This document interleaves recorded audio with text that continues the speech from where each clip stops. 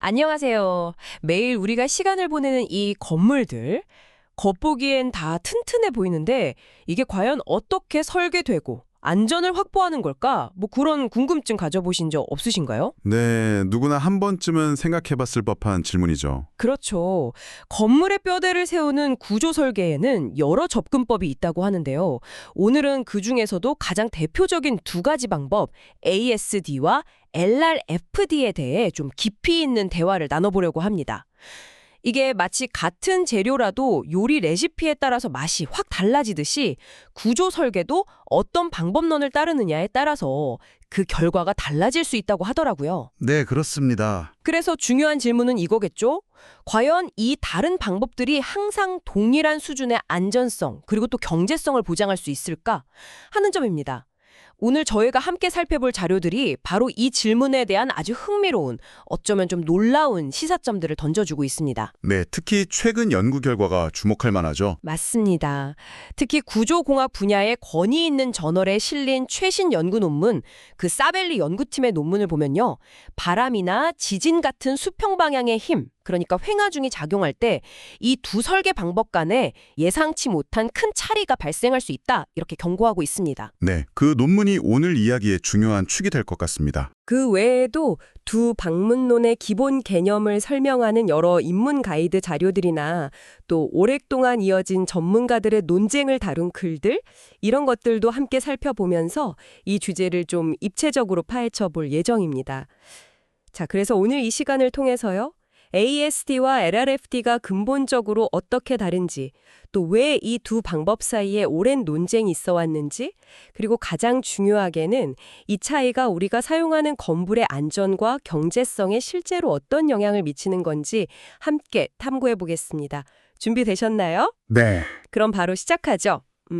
먼저 기본적인 개념부터 짚고 넘어가야 할 것 같아요. ASD 그리고 LLFD, 이 두 약어가 좀 생소하실 수도 있는데 이게 구조물을 설계할 때 안전을 확보하는 방식에 대한 어떤 근본적인 철학의 차이다, 이렇게 들었습니다. 전문가님, 좀 쉽게 설명해 주실 수 있을까요? 네, 맞습니다. 그 ASD는 허용 응력 설계 또는 최근에는 허용 강도 설계라고도 불리는데요. 이게 1920년대부터 사용되어 온, 그러니까 아주 역사가 깊은 방법입니다. 100년 가까이 됐네요. 그렇죠.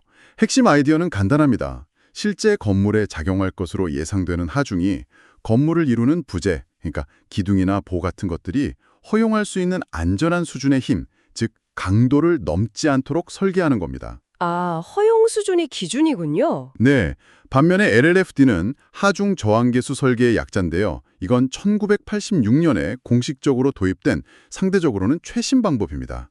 이 방식은 부재가 실제로 파괴되기 직전까지 견딜 수 있는 극한 강도를 기준으로 설계를 진행한다는 점에서 좀 차이가 있습니다. 아, 허용 강도가 아니라 극한 강도. 그럼 안전을 확보하는 접근법 자체가 다르다는 말씀이시네요. 구체적으로 어떤 차이가 있는 건가요? 네, 그 방식의 차이가 있는데요. ASD는 과거의 경험이나 관행, 이런 것들을 바탕으로 해서 모든 종류의 불확실성을 그냥 하나로 묶어서 하나의 안전계수 오메가라는 걸 사용합니다. 안전계수요? 네. 예를 들어서 어떤 부재가 100의 힘을 견딜 수 있다고 보고 안전계수가 2라면 실제 작용하는 하중이 50을 넘지 않도록 여유를 두고 설계하는 거죠. 네, 이해됩니다. 반면에 LFD는 이 불확실성을 크게 두 가지로 나눕니다. 좀 더 세분화하는 거죠. 두 가지요? 네. 첫 번째는 하중에 대한 불확실성입니다. 건물에 작용하는 하중, 예를 들어 사람 무게라던가 바람의 힘, 이런 건 예측하기 어렵고 변동성도 크잖아요. 그렇죠. 늘 변하죠. 그래서 하중계수 감마가는 것을 곱해서 예상 하중을 일부러 더 크게 증가시킵니다. 더 불리한 상황을 가정하는 거죠. 아하, 하중을 더 키워서 계산한다. 네.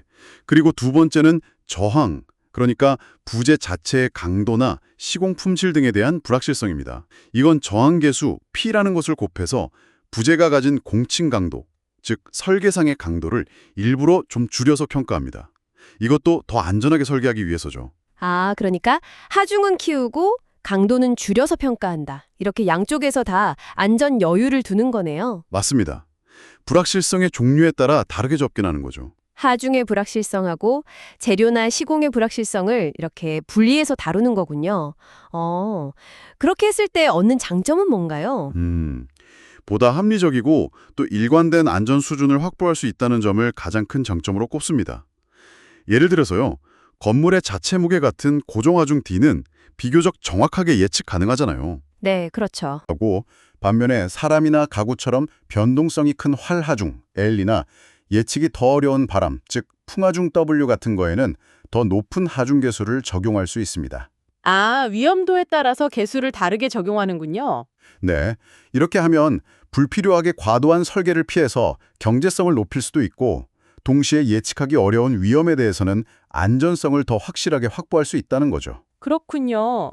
그에 비해 ASD의 단일 안전계수는 때로는 어떤 종류의 불확실성이 더 큰지를 세세하게 구분하지 못해서 어떨 때는 필요 이상으로 튼튼하게, 즉 비경제적으로 설계되거나 혹은 또 다른 특정 상황에서는 예상보다 안전 여유가 좀 부족할 수도 있다. 이런 지적이 있어 왔습니다. 아, 일관성 측면에서 LRFD가 좀 더 유리할 수 있다는 말씀이시네요.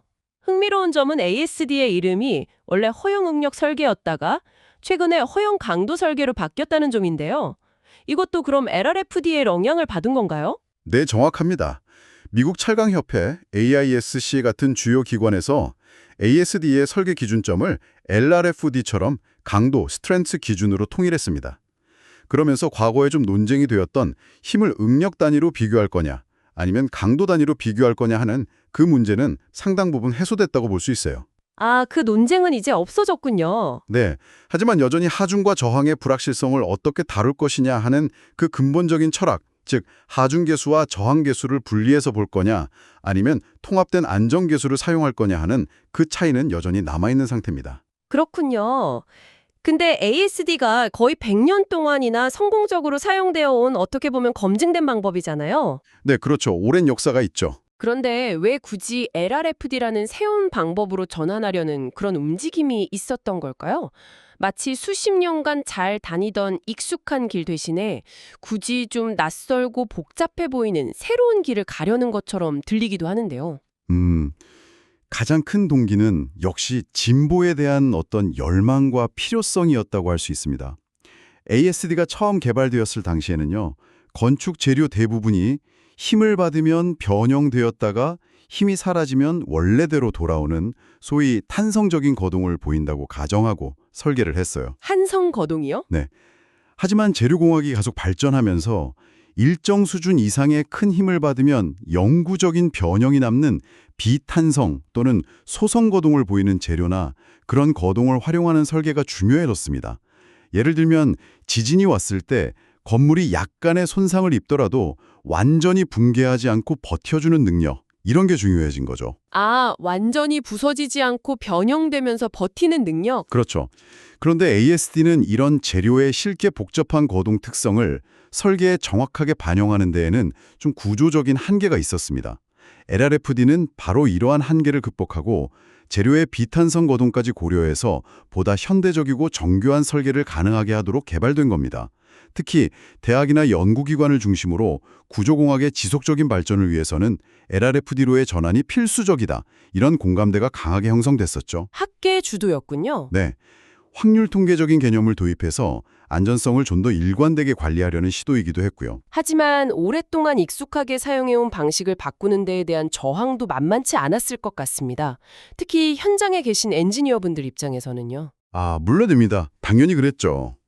수십 년간 ASD를 사용해서 안전한 건물을 성공적으로 설계해온 경험 많은 엔지니어들 입장에서는 굳이 복잡해 보이는 새로운 방법을 배워야 할 필요성을 크게 느끼지 못했을 수 있습니다. 네, 그럴 수 있겠네요. 일종의 불편함이나 불필요한 변화다 이렇게 여기기도 했고요. 또 LRFD를 대학에서 먼저 배운 젊은 엔지니어들이 상대적으로 좀 유리해질 수 있다. 이런 세대 간의 미묘한 긴장감 같은 것도 없지 않아 있었습니다. 아, 그런 점도 있었군요. 게다가 실제로 많은 일반적인 설계 사례에서는 ASD하고 LRFD로 계산한 결과가 그렇게 크게 다르지 않다는 점도 변화의 동력을 좀 약화시키는 요인이었어요. 당장 큰 문제가 없으니 그냥 계속 ASD를 써도 괜찮다. 이런 인식도 분명히 존재했죠. 허허, 마치 오랫동안 손으로 지도를 보면서 아주 능숙하게 항해하던 베테랑 선장이 갑자기 등장한 GPS 사용법을 배우기 좀 귀찮아하는 그런 상황하고 비슷하군요. 네, 뭐 그런 비유도 가능하겠네요. 당장은 품 문제 없이 항해할 수 있지만 장기적으로 봤을 때는 더 정확하고 효율적인 길을 놓치거나 아니면 예기치 못한 위험에 대비하지 못할 수도 있다는 그런 가능성이 있는 거네요. 그렇죠. 그런 맥락에서 이해할 수 있습니다. 자, 이제 논의의 핵심으로 좀 더 깊이 들어가 보겠습니다. 서두에 언급했던 그 사벨레 연구팀의 논문인데요. 이 논문이 특히 횡하중, 그러니까 바람이나 지진처럼 옆에서 건물을 밀거나 흔드는 이런 힘에 대한 설계에서 ASD와 LLFD 간의 차이가 생각보다 훨씬 크고 중요할 수 있다. 이렇게 지적했다고요. 구체적으로 어떤 내용인가요? 네. 이 논문의 가장 중요한 발견은 바로 이겁니다. 건물 자체 무게나 사람, 가구 같이 아래로 누르는 힘, 즉 중력하중에 대한 설계에서는 ASD와 LRFD가 비교적 비슷한 수준의 안전성, 저희 전문 용어로는 신뢰도라고 하는데요. 이 신뢰도를 보인다는 겁니다. 아, 중력하중은 비슷하다. 네. 그런데 옆에서 오는 힘, 즉 횡하중 설계에서는 이야기가 확 달라진다는 거죠. 특정 조건에서는 ASD 방식으로 설계된 구조물이 LRFD 방식으로 설계했을 때보다 안전성이 현저히 낮을 수 있고 심지어는 미국의 구조 설계 기준인 ASC7에서 목표로 하는 안전 수준, 보통 이걸 신뢰도 지수 베타 값으로 표현하는데 그 값이 3.0이거든요. 베타 3.0? 네, 이 목표 수준에 미치지 못할 수도 있다. 이런 좀 충격적인 결과가 나왔습니다. 아니, 중력하중은 괜찮은데 왜 유독 바람이나 지진 같은 횡하중 설계에서만 그런 큰 차이가 발생하는 걸까요? 이게 정말 궁금한데요. 논문에서는 그 이유를 크게 세 가지로 분석했던데요. 맞습니다. 논문에서는 그 이유를 아주 구체적으로 세 가지 측면에서 분석을 했는데요. 하나씩 좀 살펴보죠. 네. 첫째는요, 횡하중에 적용하는 안전 관련 계수들, 그 비율이 일관되지 않다는 점입니다.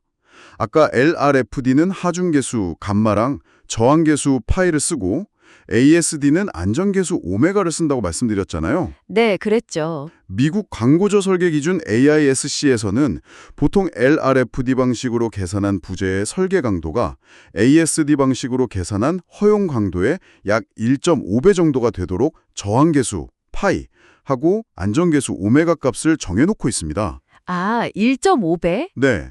그런데 문제는 횡하중에 곱해지는 그 하중계수 값이까지 고려하면 이 1.5배 비율이 깨진다는 겁니다. 아, 하중계수 때문에요? 네, 예를 들어서 풍하중의 경우 LFRD에서는 보통 하중계수 1.0을 적용하고 ASD에서는 0.6을 적용합니다. 그럼 이 둘의 비율은 1.0 나누기 0.6이니까 약 1.67 정도 되죠. 1.5보다 크잖아요. 네, 크네요. 이 말은 풍하중이 중요하게 작용하는 부재는 LFRD가 ASD보다 더 높은 강도를 요구하게 된다. 즉, 더 보수적으로 설계될 가능성이 높다는 뜻입니다. 아, 풍하중은 LFRD가 더 강하게 보네요. 그렇죠. 반면에 지진하중은 LFRD 1.0, ASD 0.7을 적용하면 비율이 약 1.43으로 1.5보다 작아집니다. 이때는 또 반대네요. 네, 이때는 오히려 ASD가 더 보수적인 결과를 줄 수도 있는 거죠. 심지어 어떤 특정 지진하중 조건에서는 ASD의 허용 강도를 1.2배 증가시키는 기정이 있거든요. 이걸 고려하면 비율이 1.7까지 벌어져서 LFRD가 훨씬 더 큰 강도를 요구하게 됩니다. 와, 그러니까 어떤 종류의 횡하중이 더 중요하게 작용하느냐에 따라서 어떤 설계법이 더 안전측, 즉 보수적인지 아니면 덜 안전측인지가 막 달라질 수 있다는 거군요. 딱 1.5배 관계로 일정하지 않다는 게 문제네요. 정확합니다. 그게 첫 번째 문제고요. 두 번째 이유는 횡하중과 동시에 고려하는 다른 하중들, 특히 활하중을 다루는 방식이 다르다는 점입니다. 활하중이요? 사람이나 가구 같은 거 말씀하시는 거죠? 네, 맞습니다. 건물 안의 사람, 가구, 아니면 창고의 물건처럼 계속 변동하는 하중을 말하는데요.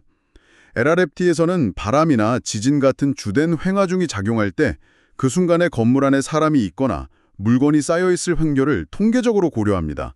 그래서 활하중, L을 함께 조합하는데요.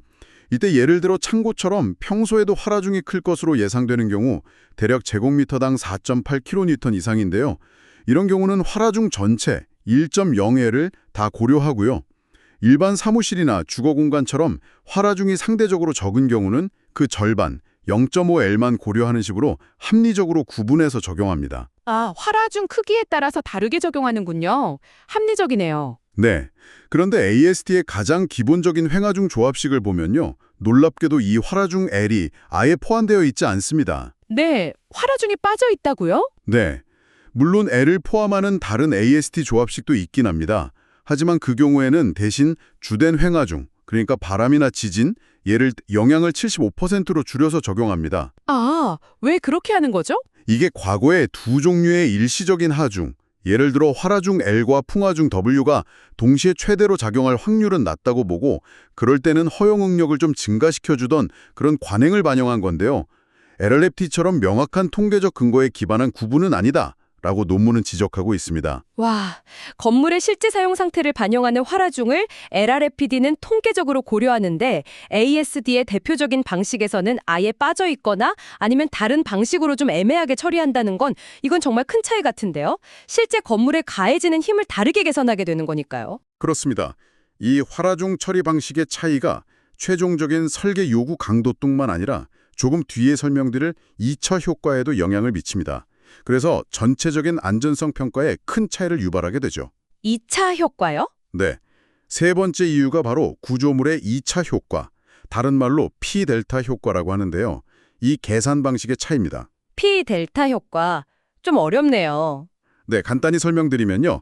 건물이 바람이나 지진 때문에 옆으로 살짝 기울어지거나 밀리면 이게 델타입니다. 위에서 누르고 있던 건물 자체 무게와 활화중, 이게 P입니다. 때문에 추가적으로 더 휘거나 넘어지려는 힘, 즉 모멘트가 발생합니다. 아, 키 큰 사람이 살짝 기울면 자기 무게 때문에 더 기울어지려고 하는 뭐 그런 거랑 비슷한 건가요? 네, 아주 좋은 비유입니다. 바로 그겁니다.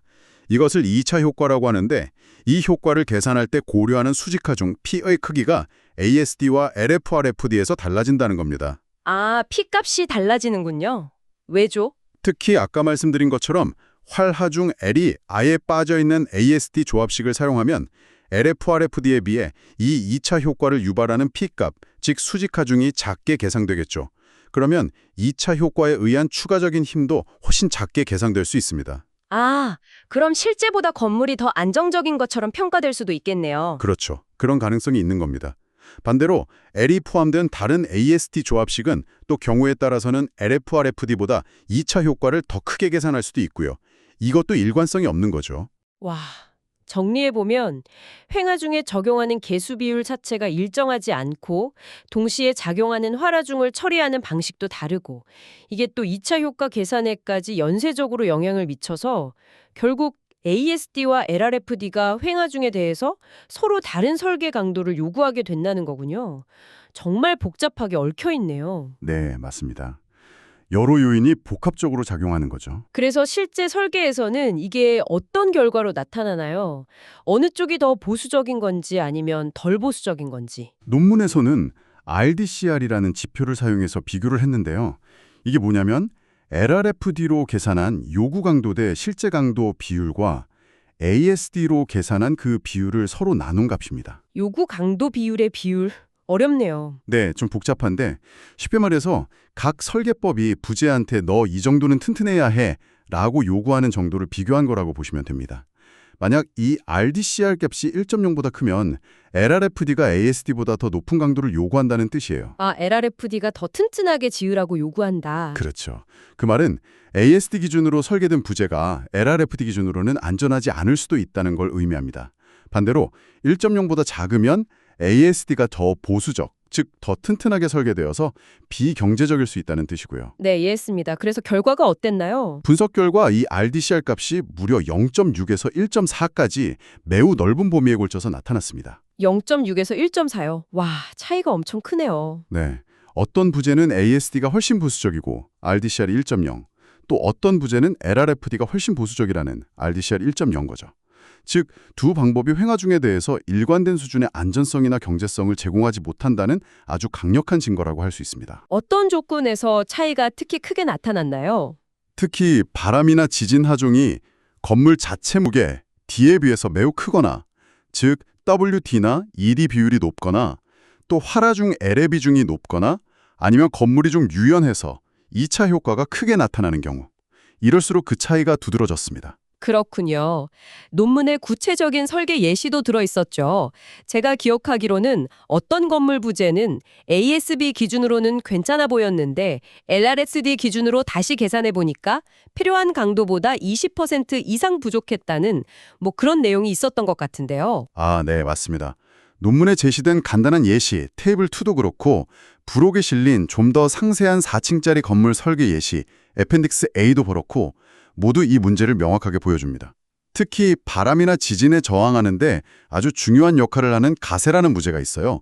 대각선으로 버텨주는 부재인데 이 가세의 경우에 ASD 기준에 맞춰서 요구 강도 비율을 1.0 이하로 만족하게, 즉 안전하게 설계했음에도 불구하고 LRFD 기준으로 다시 검토를 해보니까 요구 강도 비율이 1.2를 초과해서 강도가 부족한 것으로 나타났습니다. 20%나 부족하다는 거네요. 네. 더 충격적인 것은 부록의 예시에서 이 ASD로 설계된 가세가요, 원래 목표로 했던 기준 풍화 중 이게 공식 700년 주기의 강한 바람이거든요. 이걸 견디지 못하고 그보다 훨씬 약한 바람, 그러니까 316년 주기 바람에 대해서만 간신히 안전한 것으로 계산되었다는 점입니다. 와, 그럼 목표했던 안전 수준에 한참 못 미치는 거잖아요. 그렇죠. 이는 ASD 설계가 특정 조건에서는 우리가 기대했던 것보다 훨씬 낮은 수준의 안전성만 제공할 수도 있다는 것을 아주 강력하게 시사하는 결과입니다. 단순히 요구하는 가능도값만 반영하는 게 아니라 이게 결국 실제 안전 수준, 그러니까 신뢰도에도 차이를 맞는다는 말씀이시군요. 네, 바로 그 점이 중요합니다. 논문에서는 더 나아가서 풍화중에 대한 설계를 대상으로 신뢰도 지수, 베타라는 것을 직접 계산해서 두 방법의 실제 안전 수준을 비교했습니다. 신뢰도 지수요. 그건 뭔가요? 신뢰도 지수는 해당 부재가 파괴될 확률이 얼마나 낮은지를 나타내는 지표인데요. 이 값이 높을수록 더 안전하다, 즉 파괴될 확률이 낮다는 의미입니다.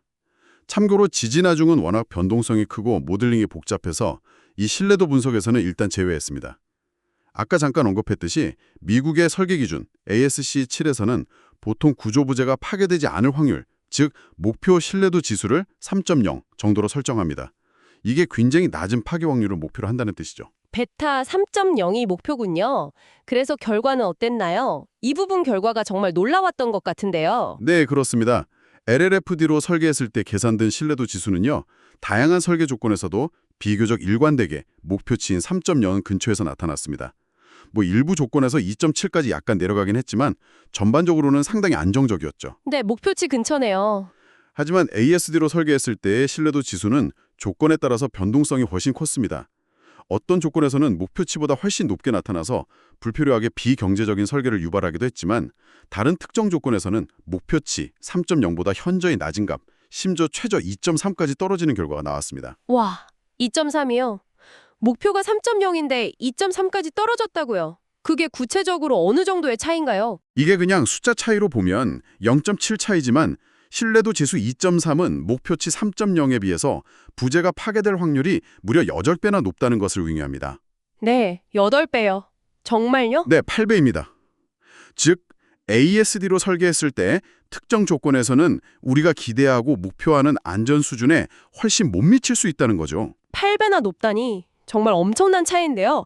그럼 어떤 조건에서 특히 ASD의 신뢰도가 그렇게 낮게 나타났나요? 특히 풍화중이 건물 자체 무게인 D에 비해서 매우 큰 경우, 즉 DW 비율이 높은 경우입니다. 바람의 영향을 아주 많이 받는 부재들, 예를 들면 고층 건물의 상층부 부재라든가 아니면 바람 저항 시스템 자체, 이런 곳에서 ASD의 신뢰도가 낮게 나타났습니다. 아, 바람 영향이 큰 부재들. 네. 또한 아까 설명드렸듯이 LRFD는 활화중이 큰 경우, 창고와 작은 경우, 사무실을 구분해서 설계하는데 ASD는 그런 구분이 없다 보니까 활화중이 큰 창고 같은 건물을 ASD로 설계했을 때 신뢰도가 상대적으로 더 낮아지는 그런 경향을 보였습니다. 그렇군요. 결국 이 연구 결과를 종합하면 적어도 바람 같은 횡하중에 대해서는 LRFD가 보다 일관되고 우리가 목표로 하는 수준의 안전성을 제공하는 반면에 ASD는 특정 상황, 특히 바람이나 활화중에 영향이 튼 경우에는 우리가 기대하는 것보다 안전성이 부족할 수 있다. 이런 강력한 과학적 증거를 제시하고 있다고 볼 수 있겠군요. 네, 그렇게 요약할 수 있겠습니다. 물론 모든 ASD 설계가 위험하다는 뜻은 결코 아닙니다만 특정 조건 하에서는 그럴 가능성이 있다는 점을 이 연구가 명확히 보여준 거죠. 그런데 이렇게 복잡하고 기술적인 설계 방법론에 대한 이야기가 구조 엔지니어가 아닌 우리 일반적인 청취자들에게는 어떤 의미가 있을까요? 왜 우리가 이런 내용을 좀 알아야 할까요? 결국 이것은 우리가 매일 생활하고 일하는 그 건물의 안전과 직결되는 문제이기 때문입니다. 어떤 설계 기준과 방법론을 사용하는 데에 따라서 건물의 실제 안전 수준이 달라질 수 있고 또 때로는 불필요한 건설 비용, 즉 경제성 문제로 이어질 수도 있다는 것을 의미하니까요.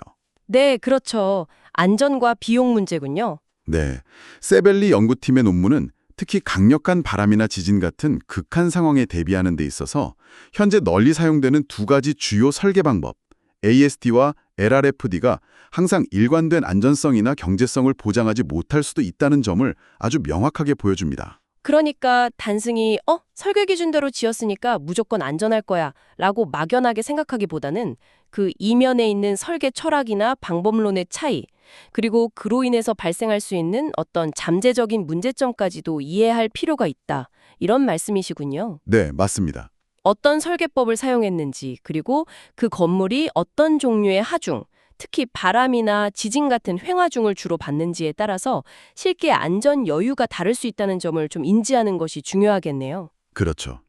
특히 LRFD가 하중과 저항 능력의 불확실성을 확률과 통계, 그리고 실제 재료의 거동 특성에 기반해서 보다 합리적으로 다루려는 현대적인 시도라는 점, 그리고 ASD는 오랜 경험에 기반한 신뢰성 있는 방법이지만 특정 조건, 특히 복잡한 횡하중 조합에서는 현재 기준상으로는 일부 한계를 보일 수 있다는 점, 이 정도를 아시는 것이 중요하다고 생각합니다.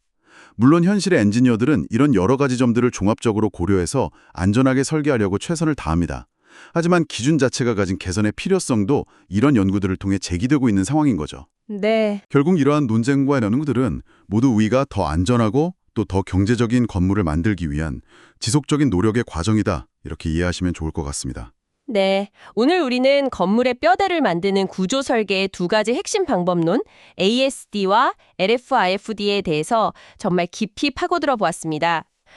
ASD는 오랜 역사를 가진 익숙하고 신뢰받는 방법이지만 LRFD는 재료와 하중의 불확실성을 보다 정교하고 통계적으로 다루려는 최신 접근법이라는 것을 알게 되었네요. 네, 각각의 장단점과 특징이 있죠. 특히 그 사벨리 등의 최신 연구를 통해서 중력 하중 설계에서는 두 방법이 비교적 유사한 결과를 주지만 바람이나 지진 같은 횡하중 설계에 있어서는 요구하는 강도뿐만 아니라 실제 확보되는 안전 수준, 즉 신뢰도에 상당한 차이가 발생할 수 있다. 그리고 특정 조건에서는 ASD로 설계된 건물의 안전성이 LRFD나 현재 설계 기준이 목표로 하는 수준에 미치지 못할 수도 있다. 이런 중요한 사실을 확인했습니다. 네, 그 점이 오늘 논의의 핵심이었죠. 이 분야의 전문가들이나 관련 기준위원회에서도 이러한 문제점들을 당연히 인지하고 있고요. 설계 기준을 개선하고 또 두 방법론 간의 불일치를 줄이기 위한 노력을 계속하고 있습니다. 사벨리 논문 역시 결론에서 현재 사용되는 ASD 또는 LRFD의 횡하중 조합 규정 자체에 대한 변경이 필요하다는 점을 강력하게 시사하고 있습니다. 단순히 어느 한 방법이 다른 방법보다 무조건 더 우월하다, 이런 결론보다는 두 방법 모두에서 사용되는 횡하중 관련 기준의 개선이 필요하다는 것이죠. 아, 양쪽 다 개선이 필요하다는 거군요. 네, 그렇습니다. 오늘 나눈 이야기가 다소 기술적이어서 조금 어렵게 느껴지셨을 수도 있겠습니다.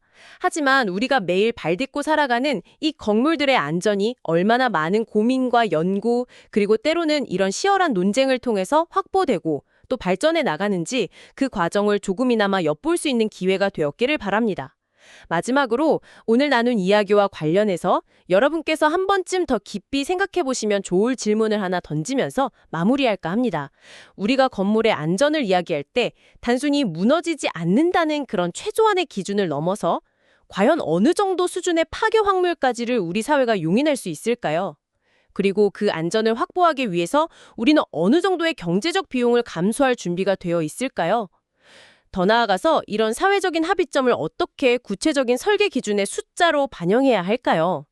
오늘 저희가 준비한 내용은 여기까지입니다. 다음 시간에도 여러분의 지적 호기심을 자극할 흥미로운 주제로 다시 찾아뵙겠습니다. 들어주셔서 감사합니다. 감사합니다.